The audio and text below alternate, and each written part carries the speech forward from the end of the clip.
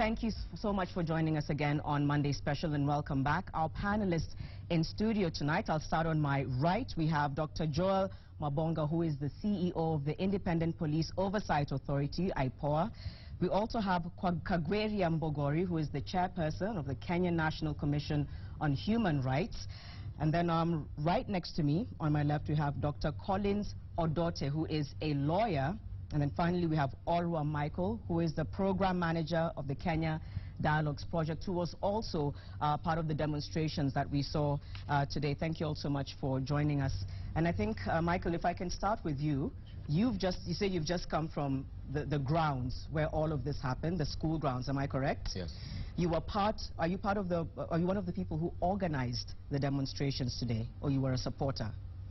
I wouldn't say we organized. We supported the call to public action by concerned citizens, parents and pupils who were faced with an unlikely situation, really a regrettable situation of waking up and finding that what they called home is gone.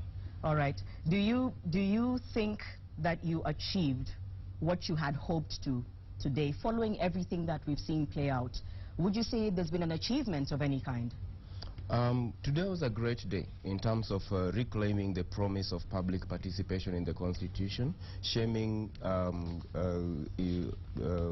land grabbing and practices that are inconsistent with the Constitution, but more importantly making a very powerful case by no lesser people than children of this country that there has to be a red line that must not be crossed when it comes to integrity. We'll come to that, especially where the children came in that respect. Your thoughts on what played out today, and following from what he's saying about being a great day?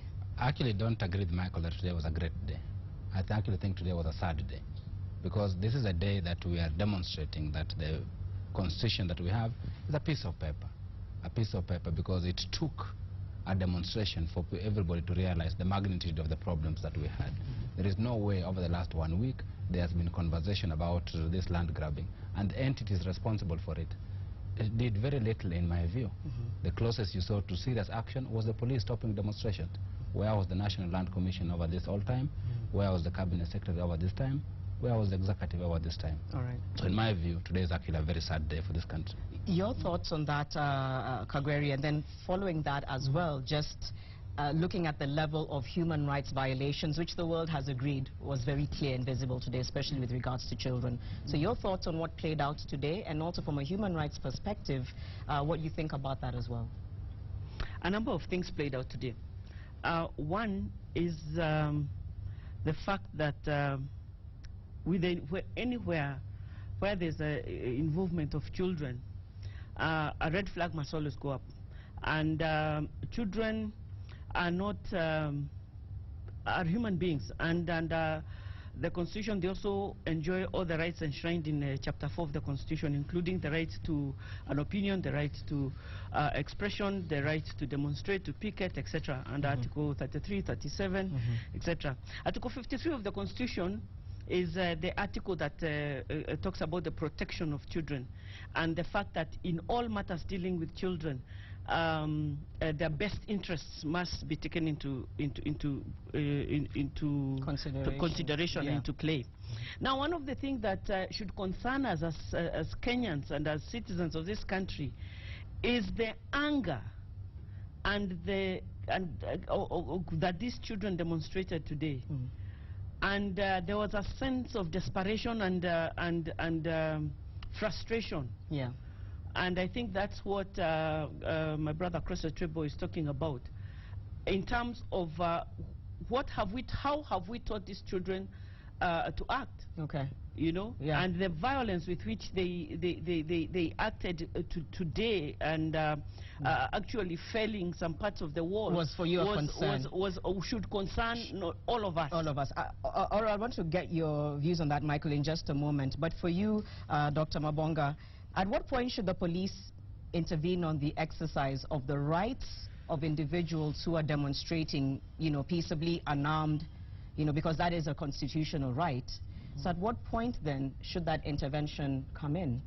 I think maybe just looking at what happened today, and specifically in terms of IPOA and how we come in as IPOA, Our duty is, our mandate is to try and see that the police service is actually professionalized, and that whatever they do, the actions are based on law, that they are not going to breach the law in their conduct.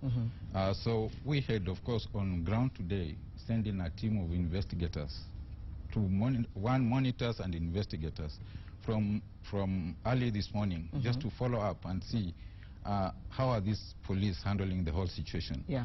When our investigation is through, we should be able to establish actually really what happened and prefer some action against the police. But even on the side of IPOA, how then do you handle or deal with special categories of crowds like children? Because a lot of, and this is kind of moving towards crowd control. A lot of people asking, so at what point, how do you, people are just perplexed at the throwing of tear gas canisters at children. So then how essentially are police supposed to deal with that situation? Yeah, well, within the curriculum of the police, there is an aspect they're supposed to go through on crowd control. We see this happening maybe during football matches and even public rallies. So there is a component of training that they go through. And they have gone through it? I do believe they have gone through it. And the issue is how practical is it? Did they do that?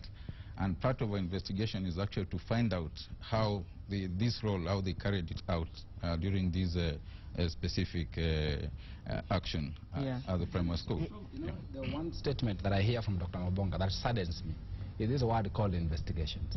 I think while in a professional process, we should be carrying out substantial investigations. I hope that Dr. Mabonga will not be continuing the Kenyan trend where we use investigations as a mechanism for pushing away problems. Where when a problem occurs, we say we are carrying out investigations to see what's happening, so we buy time. Because talking about the children you spoke about, I think without any professional knowledge, without any investigations, it is common sense that what we saw today should never happen to anybody's child. A child, by their very nature, must be treated differently and must be treated specially. And what we saw today is not how you treat a child, unless you're mad. Yeah. You were there. You want to answer, then I'll ask you. Just to step in a bit, IPOA, for the 2 years we've been in operation, our record speaks for ourselves. We're going to say we're investigating and give a finding. And this has happened. We have cases like Kwekwere. We did investigation. Police did a parallel. We did ours. And I'm sure it is already out there. We forwarded to ODPP for action. Yeah. And as we speak, we already have communication with the ODPP. And we have within 7 days to be able to give our report. So in a week's time, I think you need to call us back, IPOA, within those 7 days, and should be able to say, here we are, and these are our findings. But it's safe to say lobbing tear gas against children should just not happen, like what he's saying, whether or not you know, one is in the profession. Yeah. Definitely, children are a special category. Special category. So they're a special category, and the children, not just children, but children in uniform, must really call for special approaches. Yeah. And the immediacy of the situation needed the securing of those children instead of putting them in danger. One of the things maybe we're also not talking about is the fact that planning has failed in this city, and a lot of children in a lot of neighborhoods have no playing grounds. We're talking about the right to play. And let's also think about the demographic of the children attending that particular school. Many of them also are coming from the neighboring urban poor settlements. And taking away of their playground is something very significant.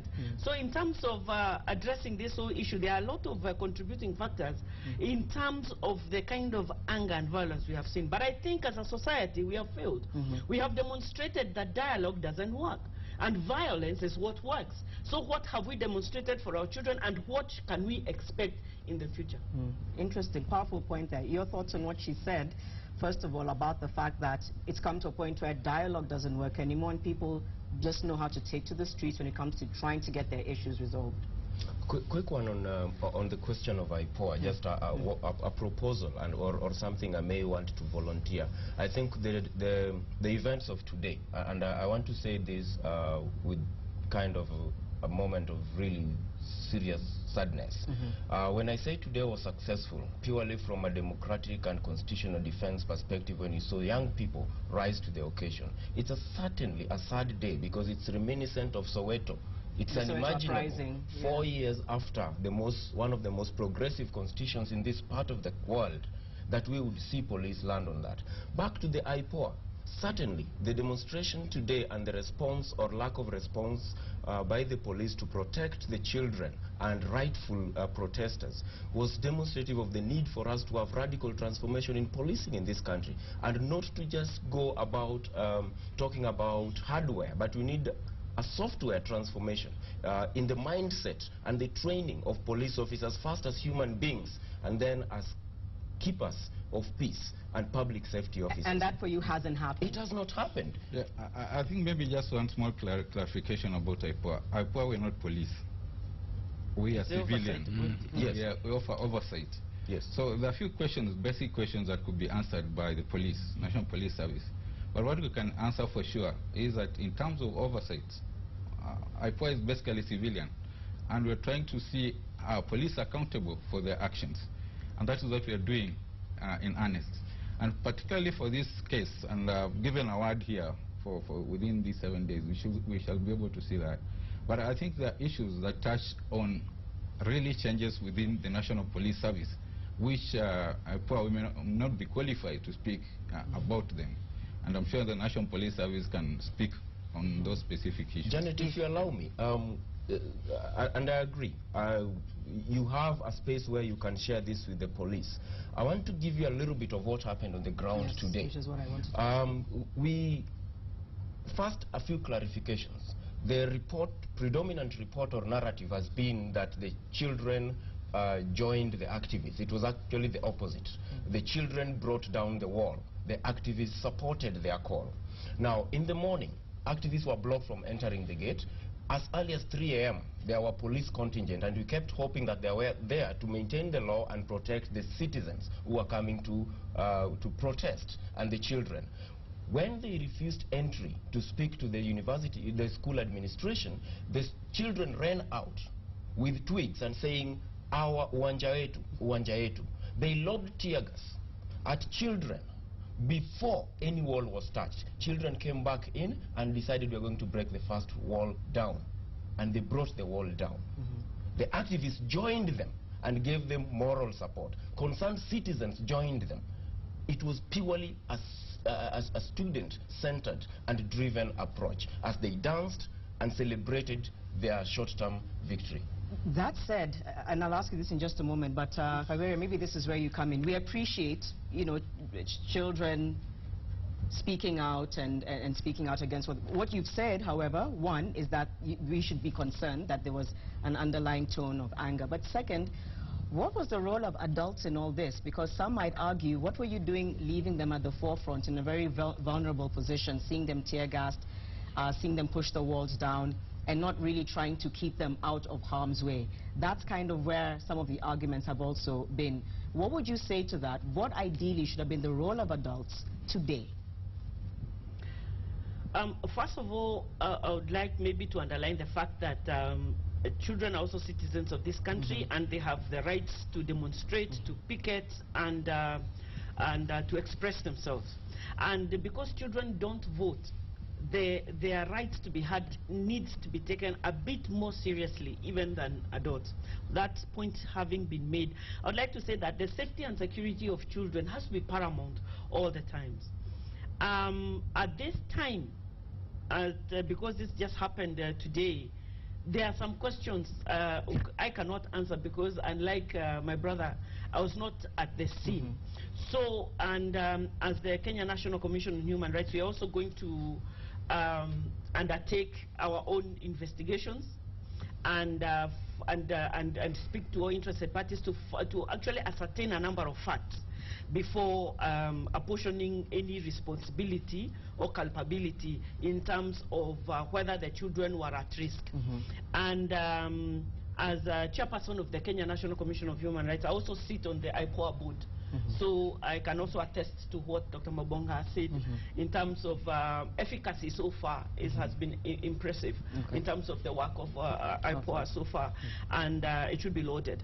In terms of the role of the activists and their support, in terms of the role of the teachers and even parents, whether children who took part in this demonstration had been so authorized by their respective parents, all these are questions that we are likely to ask and ascertain. Yeah. But as I have said, having said everything, children, everybody should view children through a special prism, not through a prism of adult competency, because they lack the adult competency to tell right from wrong precisely. We'll pick up from that in just a few moments. We'll come back after this break. Use the hashtag Occupy Playground or Monday Special KE on Twitter, or text us on 22422. We'll be back right after this.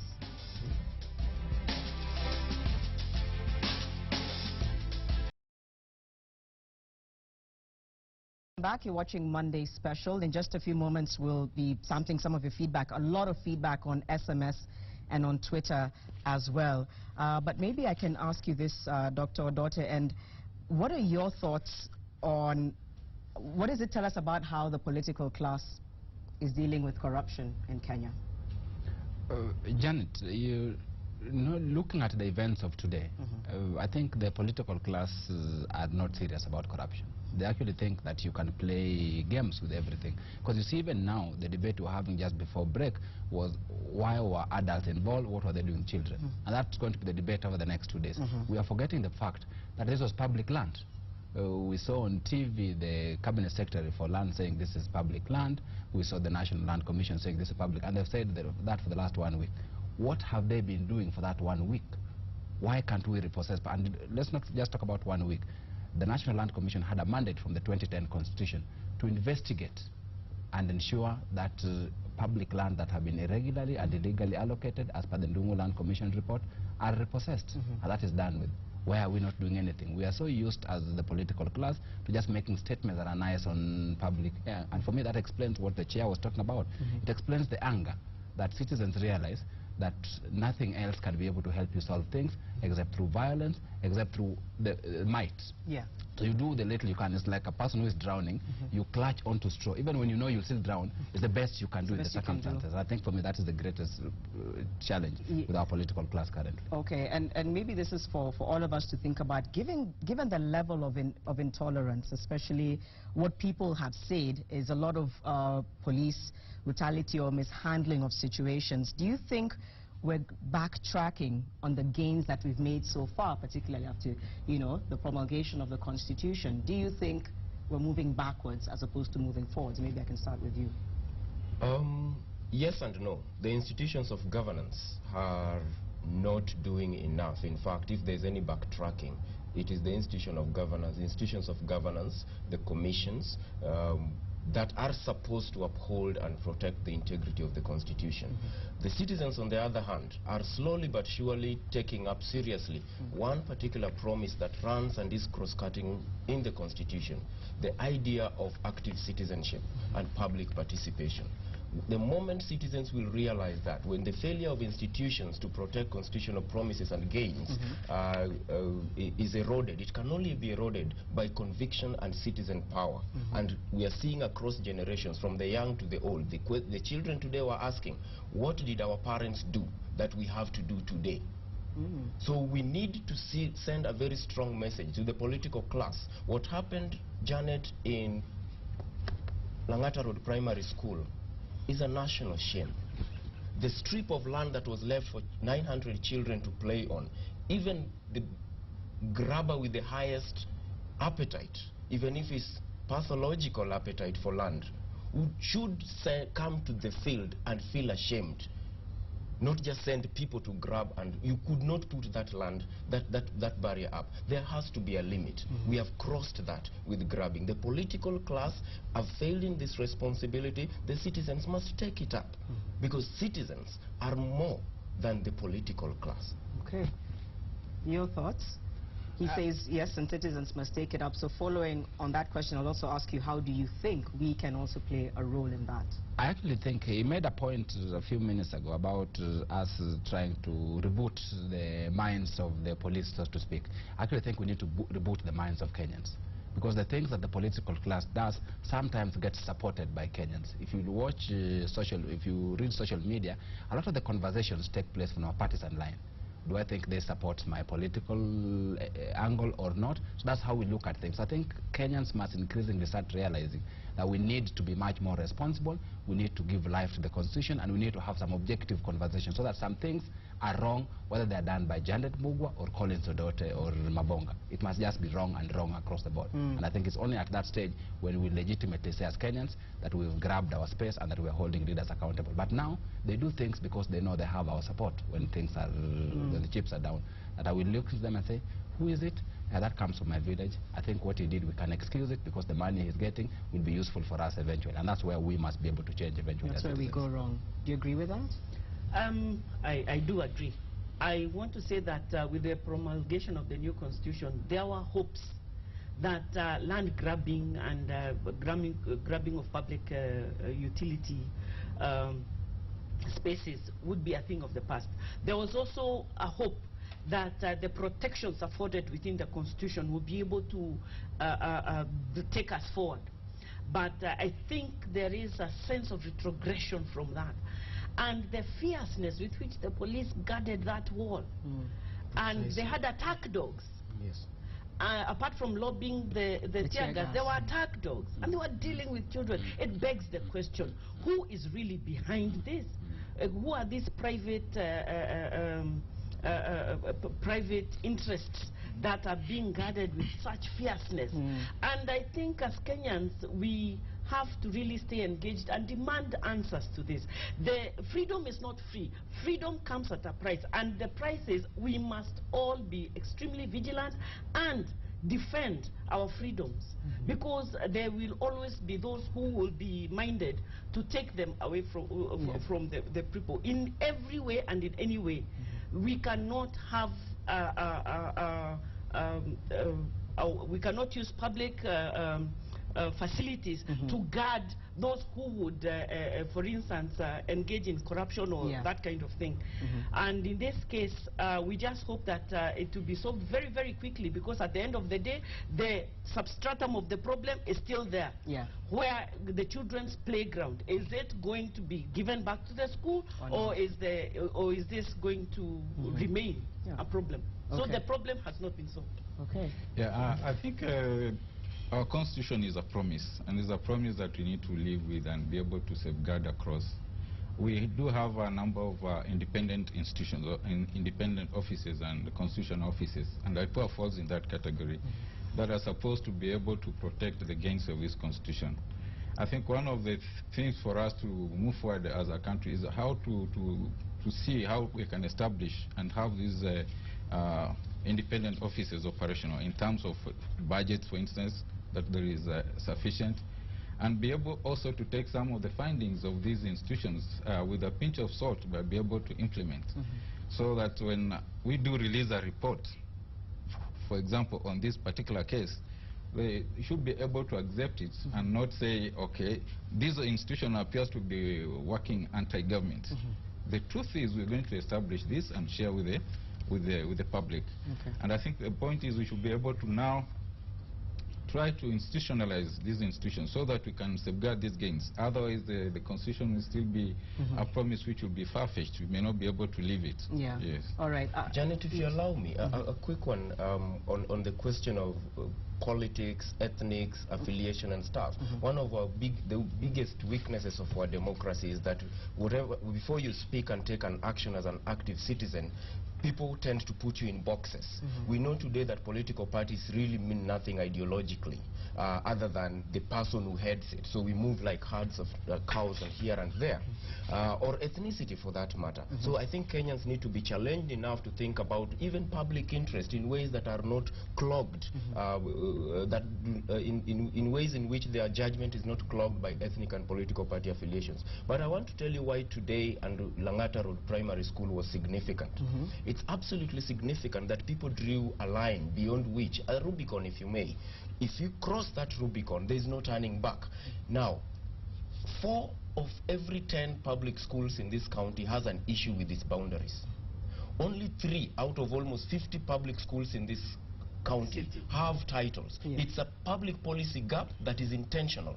Public schools and their playgrounds are the last remaining frontier for grabbers. Public spaces must be protected. If we lose this, it's an avalanche across the country. It is so important that everybody looks at this from a very objective perspective and know what is at stake. Because our thieves in this country have lacked any sense of morality or right and wrong. All right, let's take some views now.